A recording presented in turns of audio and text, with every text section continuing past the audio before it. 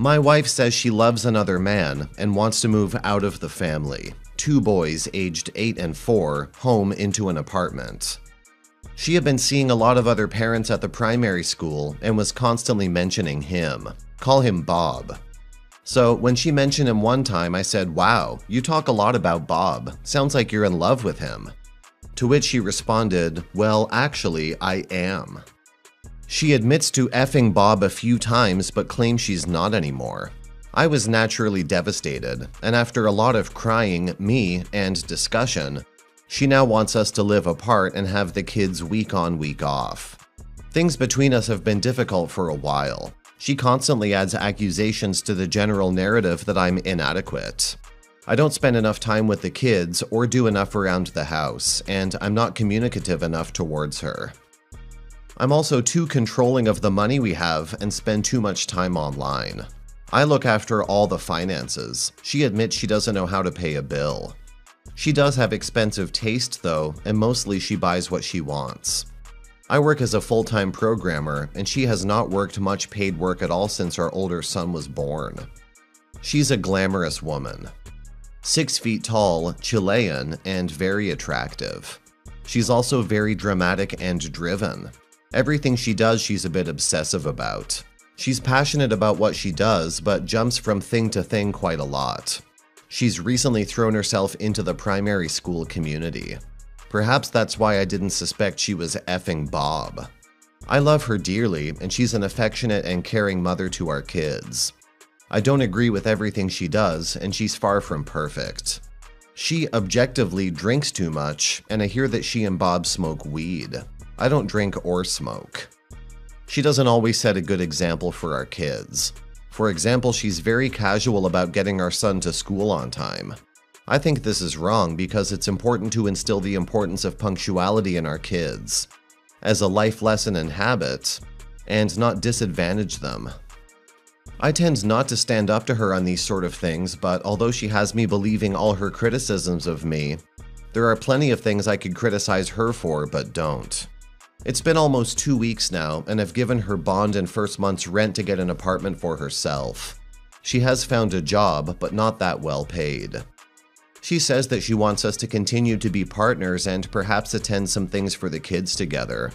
She says we could date again, and who knows what might happen. But at the same time, she seems quite cold to me and embarrassed by my grief and emotion. I'm still devastated and can barely think straight, let alone concentrate at work. A friend of mine says that she's left me no option but to hold her to her decision and sever contact for at least 6 months apart from kid handover. That I should focus my love and attention on the kids when I have them and move on from her. He also says that even if I do want to get back with her, I have to do that anyway, to work on and find myself again. And he says that I should get the thought of being back with her out of my head and assume it will never happen, because once I do that and regain my confidence, I'll be swimming in women. I love her dearly and want her back, but I don't know what to do to achieve that. I would do anything for her in the marriage, but I fear it's too late, and that through my passivity and neglect, I've let the relationship die. Help? Edit after a night's sleep. Firstly, thank you for all the advice. I thought my mate was being harsh, but I now see he's told me shit I have to hear and act on. I see a lawyer tomorrow. Kids are foremost, of course, and I'm more and more thinking that I should fight to be the primary custodian with her only seeing them each or every other weekend. For now though, once she gets a new place, we have agreed to week on, week off. I do regret giving her money for a new apartment, but mainly that I gave her too much, $4K.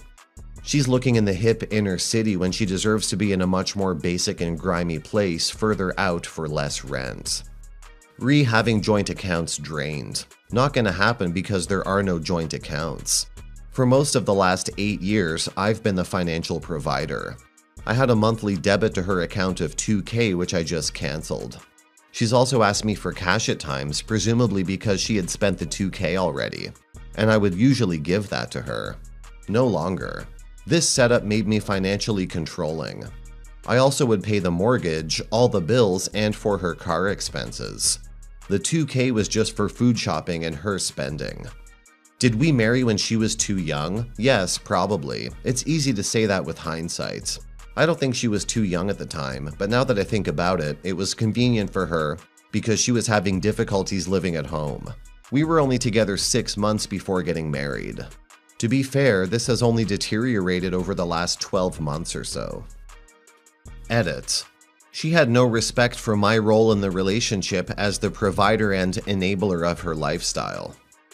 On the contrary, she created a whole story around my inadequacy but never acknowledged my input. Now she'll realize that life is not as free and easy as she thought for most. Well, until she finds someone else to fund and support her. Because she's still pretty attractive, I think she probably will find someone else. Not Bob because he's broke, borderline alcoholic ex-hipster guitarist type, to fund her and keep her from learning life lessons. Had I been more aware, I would not have treated her poorly. Rather, I just would have communicated more and been more conscious of her needing to respect and value my input. It's all very well to say that men need to treat their female partners as equals and with respect. But in this case, you really need to convey the same to her. I really feel like I've been a doormat and she's not had the slightest regard for equality or care and concern for me. Is that not gross inequality perpetrated by her? Considering the circumstances, it might be crucial for her to face the consequences of her decisions.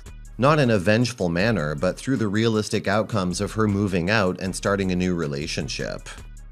Acknowledging that the marriage is ending, it's important for both you and her to recognize this reality. Seeking immediate legal advice is advisable. Consulting with a specialized lawyer can help you understand your options and prepare for what lies ahead.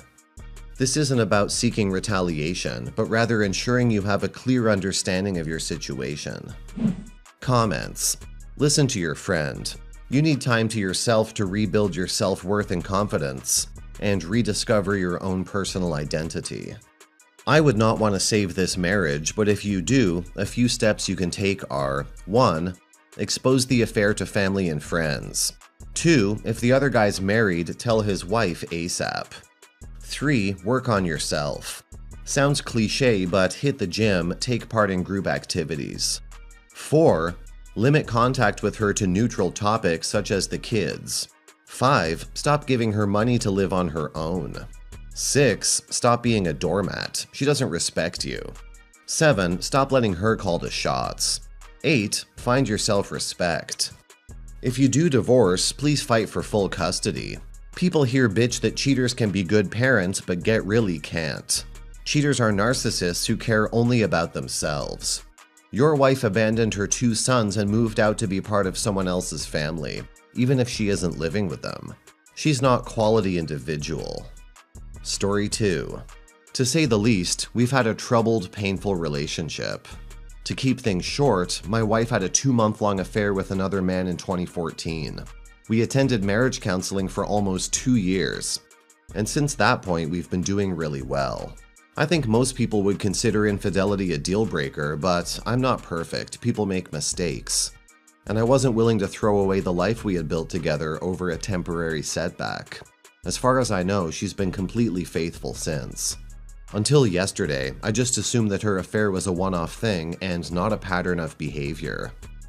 Until I discovered a treasure trove of chat logs and pictures on an old laptop I was looking to reformat and repurpose. Again, to keep it brief, for at least the first 3 years of our relationship, which started in 2009, she had carried on emotional relationships with at least 3 other guys. Most of it included sexual flirting, sharing of fantasies, and a lot of webcamming involving taking her clothes off and dancing for these guys. Several of them had commented on outfits they particularly enjoyed, etc. From what I can tell, she only met one of these guys in person, despite repeatedly attempting to meet with all of them. And while the logs show that they only kissed, I'm 90% sure they had sex. The chat log trail dries up around 2011 since the world stopped using AIM, Yahoo Chat, and MSN Messenger, so I don't have any direct evidence. But I have no reason now to doubt that the behavior continued well into 2014 before everything blew up with her affair. On one hand, this all seems like it's in the past, and dredging it up will only be a painful, futile exercise since it can't be undone, and it was at least 4 or 5 years ago. On the other, I think I have a right to be upset about this. Had I known about this affair, would I have stuck around after her affair? Honestly, I feel regret for not leaving her. Not to mention that during the whole time the webcamming stuff was going on, I would constantly ask her to do the same thing with me. Occasionally she would send sexy photos, but now I'm pretty sure they were intended for other guys. And it was just convenient to send them to me. We had a major dead bedroom situation during this period, and it's now clear that she was seeking sexual gratification outside our relationship. Again, had I known all of this, the course of my life could have been very different. Do I bring it up? What good would it do? Taken in a vacuum, the past 4 years have actually been really good. We have similar life goals, interests, financial success. Is it worth throwing all of that away because of something that happened so long ago? The entire relationship seems to be falling apart.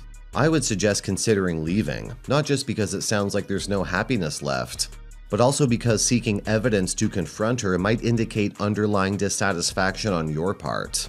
Or at least that's my assumption. I won't presume. It appears that this relationship has been on the decline for years, and it probably should have ended earlier. My advice is not to prolong the inevitable and start seeking better opportunities elsewhere. Comments. Leave now. Don't look back. Leave. She's cheated on you. One time confirmed and suspected multiple other times. Emotional relationships with others is still a form of cheating. So is seeking sexual gratification outside a relationship. She's been cheating on you more than she hasn't been. Dude, you're still really young. You're in the prime of life. Well set to meet another partner if you choose. Even if you don't end up leaving, I don't see how you can possibly ignore evidence of more infidelity. No matter when it happened, I'm really sorry.